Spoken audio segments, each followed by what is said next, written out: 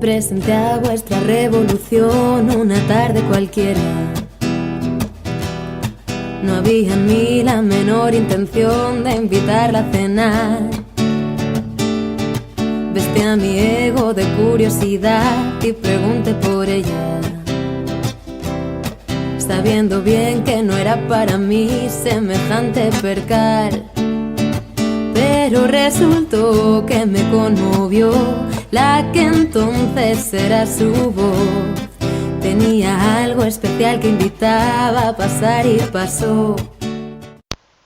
Hola, buenas tardes a todos. Hoy en este programa del Arandela os traemos una entrevista a un diputado regional extremeño que se llama Dani Hierro y al que quiero agradecer que sea el primer entrevistado. Buenas tardes, Dani, ¿qué tal? Buenas tardes, muy bien. Aquí esperando vuestras preguntas. Bueno, pues vamos a empezar. La primera pregunta es un poco en tono más personal. ¿Qué cambia en tu vida de un licenciado de Historia para decidir tener un papel activo en política? Bueno, pues realmente yo siempre había tenido un papel activo en política, lo que pasa es que no en las instituciones. Yo, bueno, pues desde los 17 años vengo participando, estuve primero en el movimiento estudiantil, cuando los años de la reforma de Bolonia, cuando gobernaba el PP de Aznar, de finales de los 90 y principios de los años 2000. Y bueno, luego también además participó activamente, fui miembro de Izquierda Unida durante un tiempo y bueno, pues luego en la universidad también tuve un papel bastante activo. Luego cuando termino de estudiar, pues ya estamos hablando del año 2009, 2010, cuando la crisis, bueno, pues empieza a hacer daño en tantas familias y en tantas personas. Y regreso a Mendalejo, que es mi ciudad natal y donde resido actualmente. Y bueno, pues junto a muchos jóvenes y a otras personas más de edades más mayores, empezamos a crear movimientos sociales. Primero hicimos la plataforma de trabajadores por el empleo y luego, bueno, pues ya llegó todo el boom del 15M y todo lo que vino después, que mayoritariamente mi participación ha sido en los campamentos de la dignidad de Extremadura. Y bueno, pues por una serie de rebotes de otros compañeros que me animan a que entre en Podemos y a que me vaya presentando primero me presenté al Consejo Ciudadano, que es regional, que es la dirección regional de Podemos, y luego me animaron a que me presentase a las primarias y bueno, pues nos presentamos, yo creo que igual que mis compañeros, sin saber qué es lo que iba a pasar y hemos terminado dentro de las instituciones como diputados circunstancialmente, nos gusta decir. Así que eso es lo que me motiva, ver la realidad que hay a mi alrededor, ver que vivimos en un mundo y en un país profundamente injusto y ver que es necesario que aquellos que lo sufrimos y aquellos que somos conscientes nos impliquemos activamente para cambiar la realidad, porque si no vamos a ser los sufridores de la misma.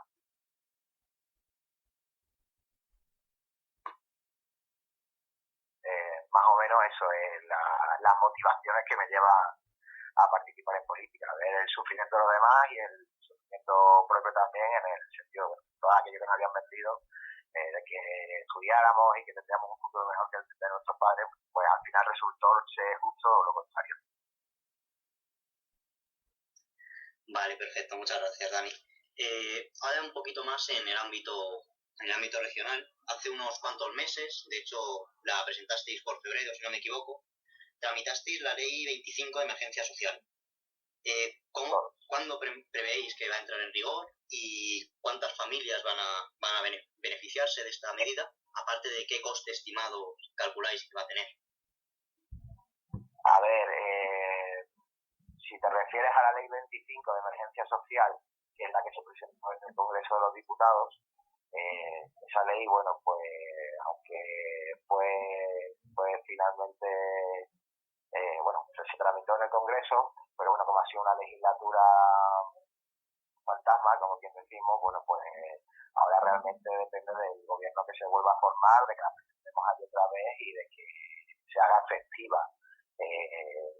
No te puedo decir los costes ni el número de personas al que llegaría, puesto que esto era una ley que tenía que ser negociada con el resto de los partidos, puesto que, como sabéis, no estamos en mayoría en el Congreso de los Diputados y que faltaba concretarla y que se presentó además así de una manera intencionada para que hubiese más participación.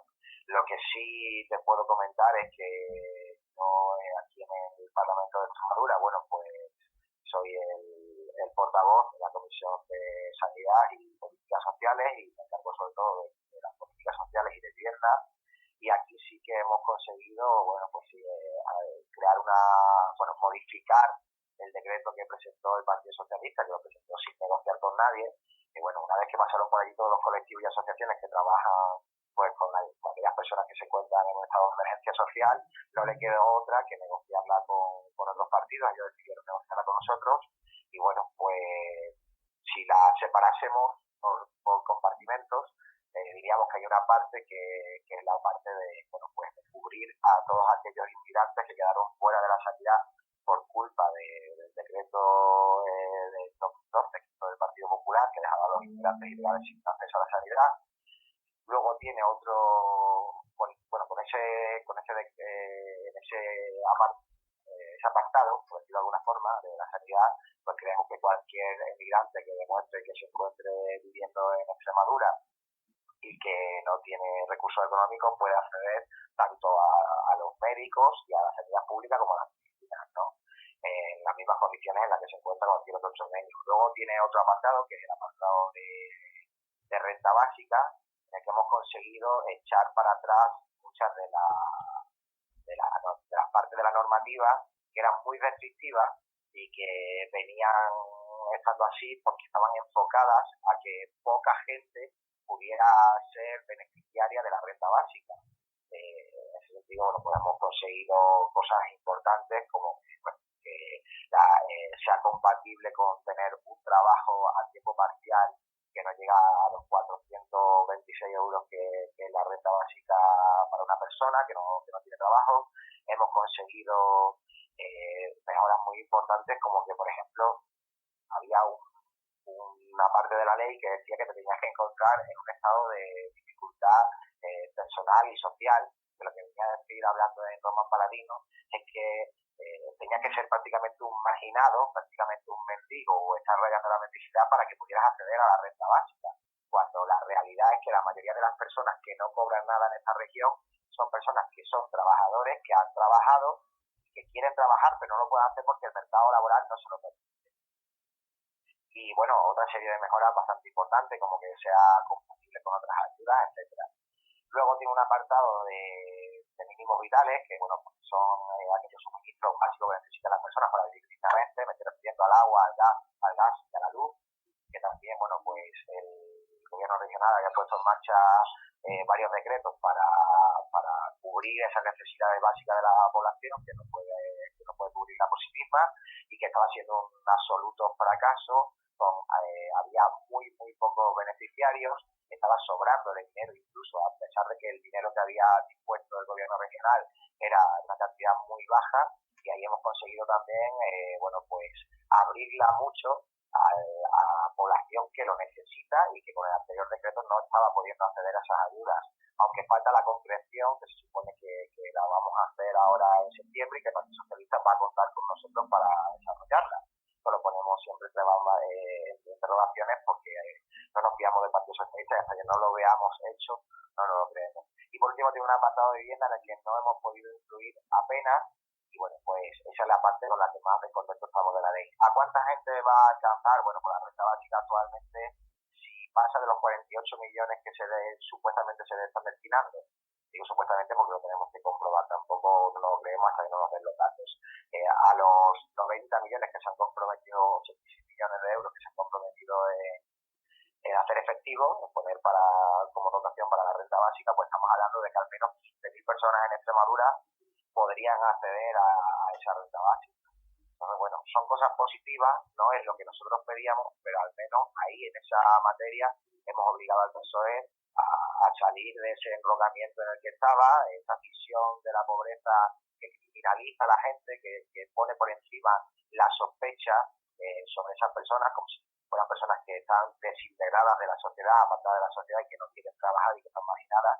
Y bueno, lo hemos obligado a salir de ese argumento suyo que es tan actual, lo cual estamos contentos dentro de lo que cabe. Sí, hola Dani. Yo quería preguntarte sobre los recientes incendios que han asolado las regiones de Garganta y el Jerte en Extremadura. Hemos visto cómo el gobierno de Fernández Vara ha restado importancia al ecosistema dañado y me gustaría saber qué os parece esta actitud pasiva al respecto y cuál es vuestra opinión como grupo parlamentario sobre este hecho.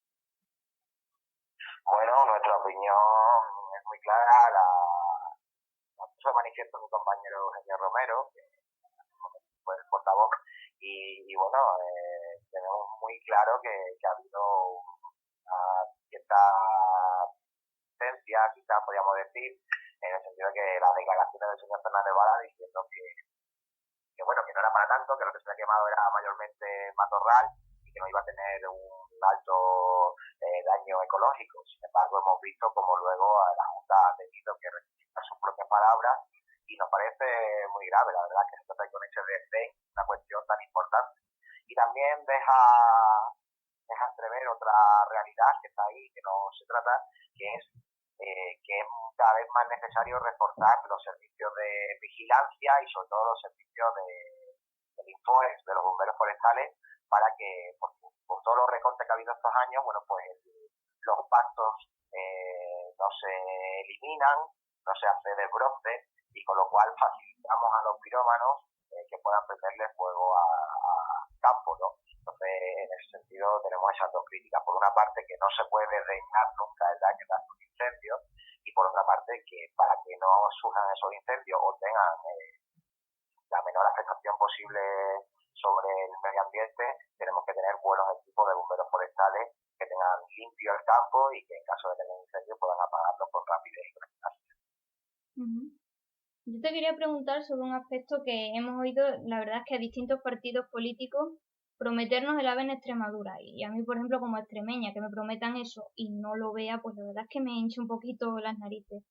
La realidad es que ahora no hay ningún proyecto. ¿Podemos qué propone sobre el AVE en Extremadura? ¿Lo tiene planteado o lo quiere dejar para más adelante? No, sí, nosotros sí, claro que tenemos opinión sobre no solo sobre el AVE, creo que reducirlo a algo muy puntual, ¿no? Podemos, Extremadura tiene su propio modelo de infraestructura para la región. Tenemos que partir de la base, contextualizar las cosas. Tenemos que tener en cuenta que Extremadura tiene una red de ferrocarriles prácticamente en muchas de sus partes que es del siglo XIX. Estamos como un país subdesarrollado, no como una región subdesarrollada. Y es principalmente por las vías, son vías más estrechas de las que se utilizan para trenes convencionales de la actualidad. Y si tú quieres ir de Mérida a Sevilla, tardas más de 4 horas, ¿no? Lo cual es una locura. Entonces, ¿qué es lo que ha habido con el AVE en el resto de los partidos? Principalmente PSOE y PP, que son quienes han gobernado la comunidad. Pues lo que ha habido ha sido mucha política de titular, que eso les encanta. Ha habido mucha inauguración, mucho corte de pista, pero se han instalado solo una parte de las vías, no están electrificadas, etcétera, etcétera. Entonces, nuestro modelo, evidentemente, para empezar, es no vender humo, eso es principal. Lo segundo es poner en valor que si tuviéramos una buena red ferroviaria, podríamos sacar nuestros productos agrícolas, que tenemos muchísimos, transformados además a las otras regiones, incluso a Portugal, incluso a otros países a través del puerto de Sines, en Portugal. Y bueno, si el AVE no fuera posible, porque es una inversión que no se puede hacer ahora, al menos deberíamos tener los mismos trenes que tienen otras comunidades. O sea, no sean el AVE, pero son trenes que van electrificados y que son mucho más rápidos de lo que tenemos actualmente. No obstante, bueno, pues como a nosotros nos gusta hacer las cosas de una manera participada y democrática, es algo en lo que también estamos constantemente recabando las opiniones de los profesionales y de los grupos sociales que se organizan en torno a este sector.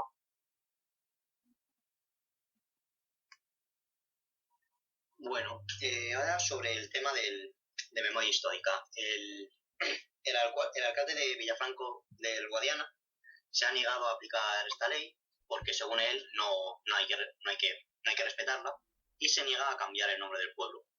¿Qué opinión nos merece al respecto esta posición y qué medidas se pueden tomar para que se aplique la ley? Bueno,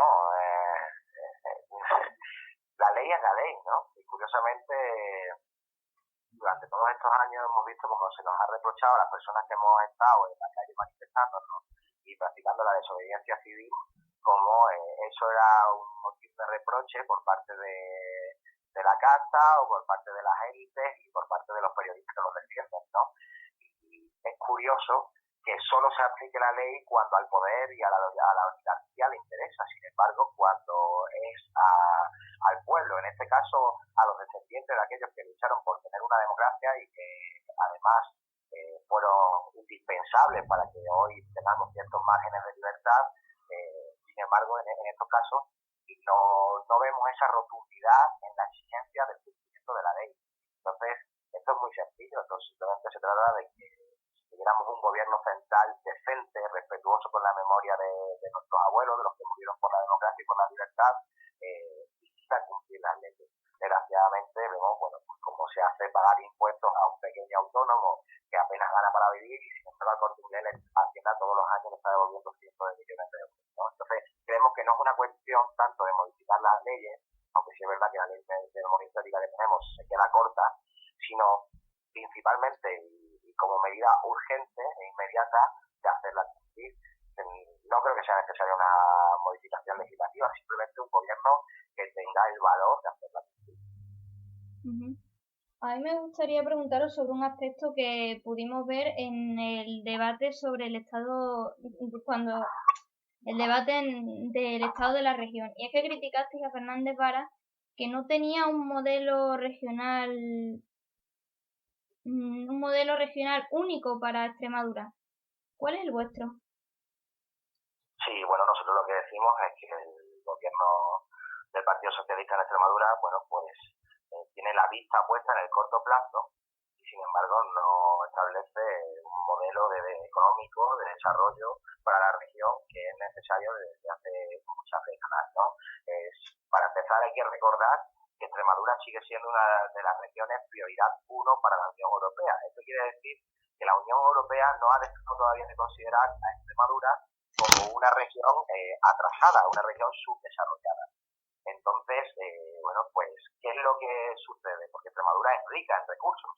Tenemos recursos mineros, tenemos recursos agrícolas muchísimos, tenemos, bueno, sobre todo en nuestro medio ambiente es muy diverso, muy rico y nos podría proporcionar mucha más riqueza y más desarrollo del que tenemos.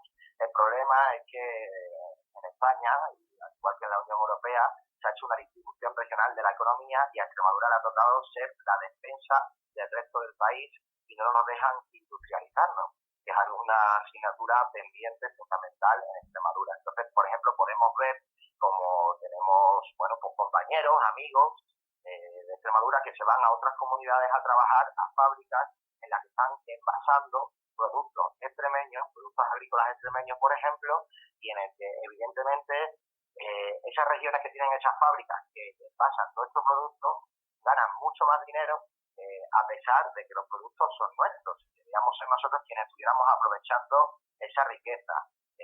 Como vosotros sabéis, la economía actualmente capitalista, a nuestro pesar, nos cuenta el valor añadido que da cualquier producto, eso es lo que crea riqueza. Entonces, la producción de aceitunas, por poner un ejemplo concreto, deja algo de riqueza en Extremadura y es verdad que es algo bastante social en el sentido de que siempre necesitamos mucha mano de obra y muchos jornales. Sin embargo, si consiguiéramos que esas mismas aceitunas se envasaran en Extremadura y se vendieran como marcas extremeñas en otras comunidades, pues tendríamos todavía mucha más riqueza, tendríamos menos paro y tendríamos una región mucho más desarrollada. Entonces, ese es el modelo que propone Podemos para Extremadura. Un modelo en el que la industrialización no quede solo en una frase genial que dice Guillermo Fernández Vara en su discurso del debate del Estado de la región, sino que se hace efectivo, que se planifica, porque es necesaria la planificación para que eso suceda, no lo podemos dejar al albor o a las decisiones libres que quiera tomar el mercado y bueno, pues que nos saque de una vez por todas de este subdesarrollo en el que vivimos. Es algo que además no lo hemos descubierto nosotros, es algo que todos los grupos políticos comprometidos con el desarrollo de la región vienen diciendo desde hace mucho tiempo y sin embargo pues los 30 y pico de años que lleva el gobierno del Partido Socialista y los 4 años del gobierno del Partido Popular no han sido capaces de poner en marcha. Como mucho, nos querían traer una refinería, que es una industria que ya se está dejando de utilizar en muchos sitios, puesto que el petróleo más pronto que tarde va a dejar de ser una energía fundamental. Y bueno, pues así nos va. Bueno, para terminar, nos gustaría preguntarte sobre materia de empleo. Desde la Junta de Extremadura se traslada la impresión de que el empleo de la región es seguro, pero según datos oficiales es una contradicción, porque tan solo 2,6 de los nuevos empleos creados son indefinidos. ¿Qué solución propone Podemos al respecto? Bueno, pues esto puede ir en parte relacionado con lo que decíamos anteriormente. Tenemos un empleo muy temporal, porque por ejemplo la agricultura, que en Extremadura es un sector fundamental, o los servicios proporcionan empleos que son estacionales. Por ejemplo, ahora en verano tenemos muchos visitantes turistas que vienen de otras regiones o de otros países, pero claro, eso dura lo que dura el verano. En invierno el turismo es mucho más reducido. Con el campo, en la mayoría de los cultivos nos pasa lo mismo, dura solo unos meses. Entonces, por una parte, si cambiáramos el modelo económico, tendríamos más estabilidad, puesto que las fábricas no paran, las fábricas están trabajando todo el año.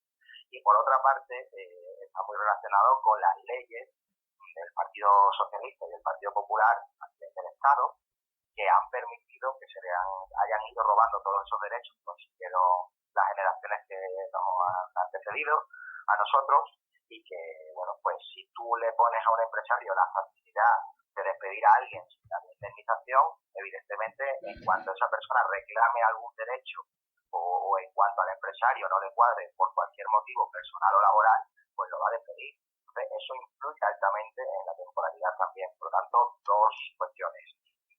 Desarrollar Extremadura e industrializarla, y segundo, tener un gobierno de los trabajadores, un gobierno de los autónomos, que a nivel del Estado que haga leyes que favorezcan la estabilidad laboral, no lo que está proponiendo, por ejemplo, ahora Ciudadanos con el contrato único, que lo que viene es a rebajar los días de despido de los trabajadores, y que lo que va a hacer es facilitar a los empresarios todavía que aumenten más la temporalidad.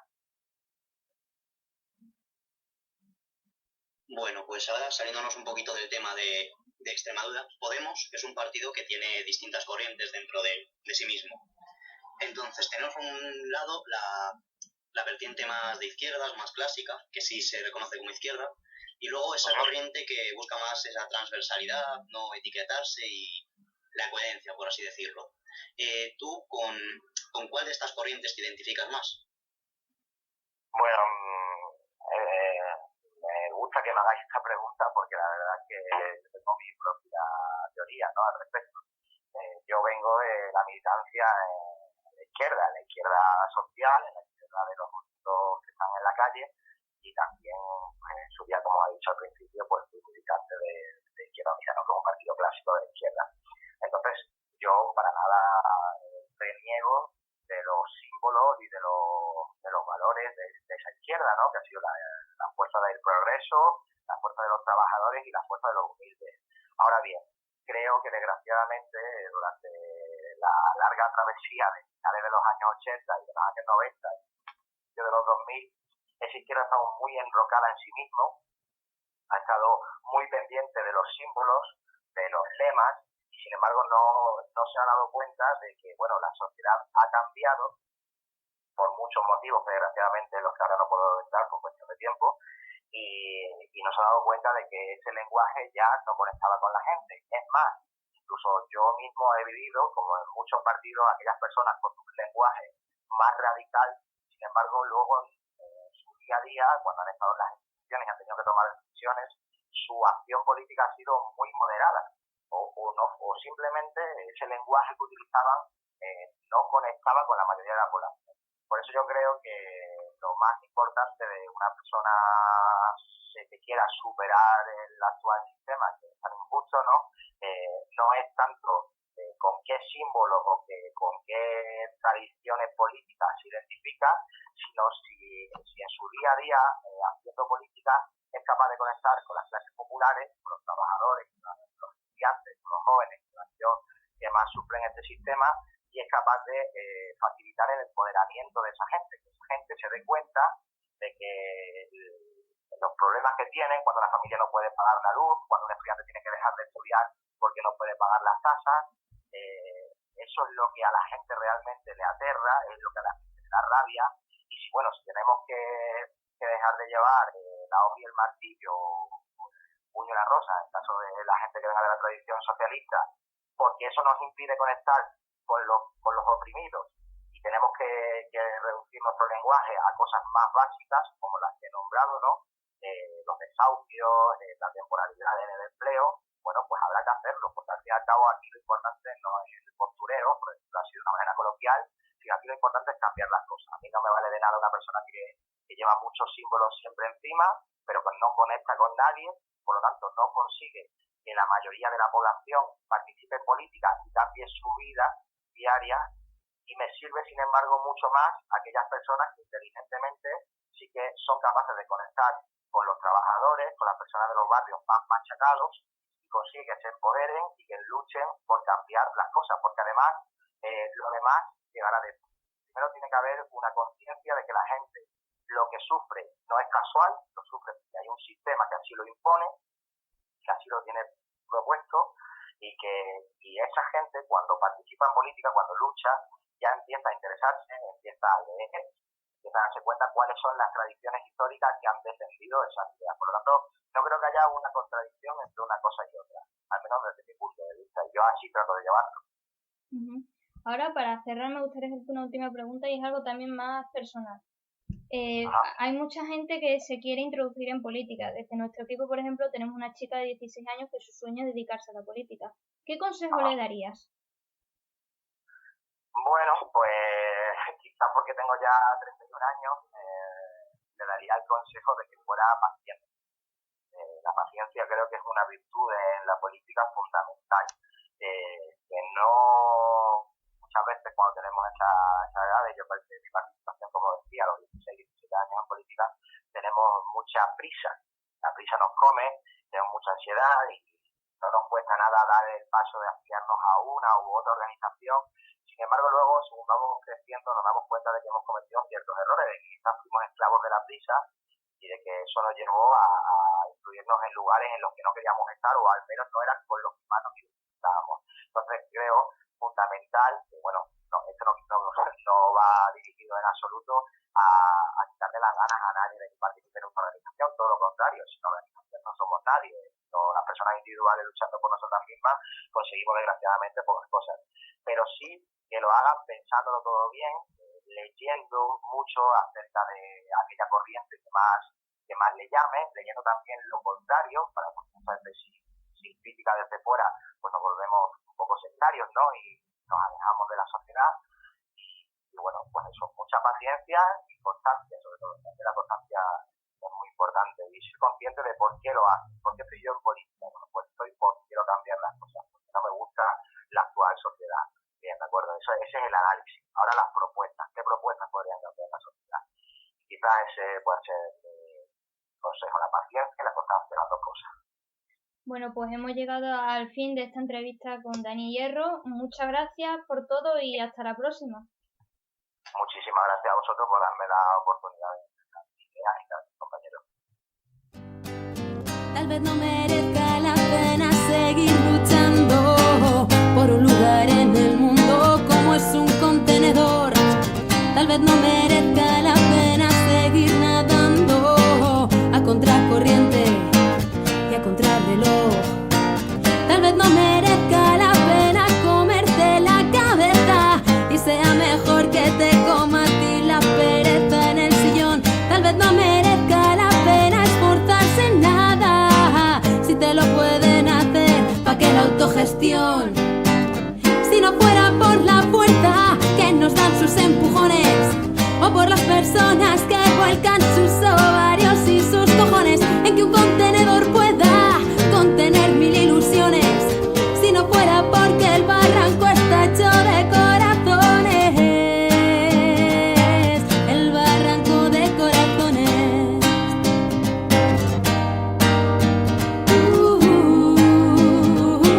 El barranco de corazones.